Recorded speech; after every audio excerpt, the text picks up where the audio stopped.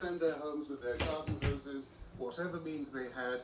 And because they insisted, the fire service finally sent vehicles up here to help them, which carried water, because the mains water at some point cut out as a result of the electricity lines being downed and pressure not being supplied to the water system. You can see that the fire has been rapidly moving through the forest that's on the outskirts of the village. The tops of these pine trees next to me have been spared, but the entire forest floor has been burned as the fire just raged across the dry tinder that were the pine needles and the pine cones and the dead twigs and the dead wood that was lying on the forest floor.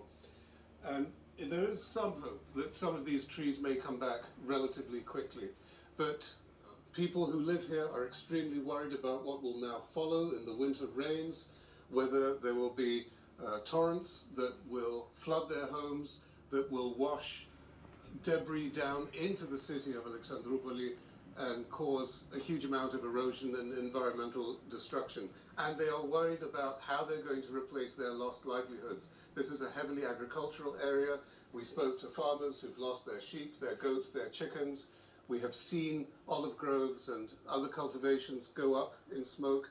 It's still unclear how quickly they will be recompensed for their losses.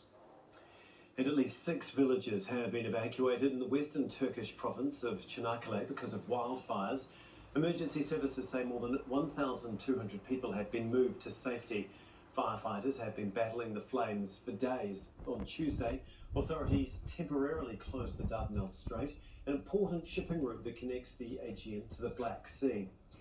Sinem Kosiolu joins us live from Çanakkale. Thank you very much for joining us. Sinem, can you just explain what's happening where you are? Just how bad has the damage been?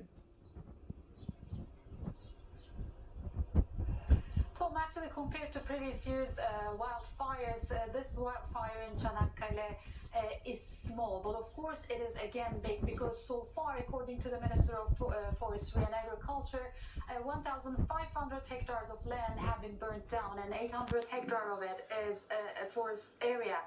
Now I'm by the vicinity of Ulupınar village. Right behind me, you see that the blazes are still going. There is smoke. The fire has moved to this side, to where we stand, and this area has been burning since last night.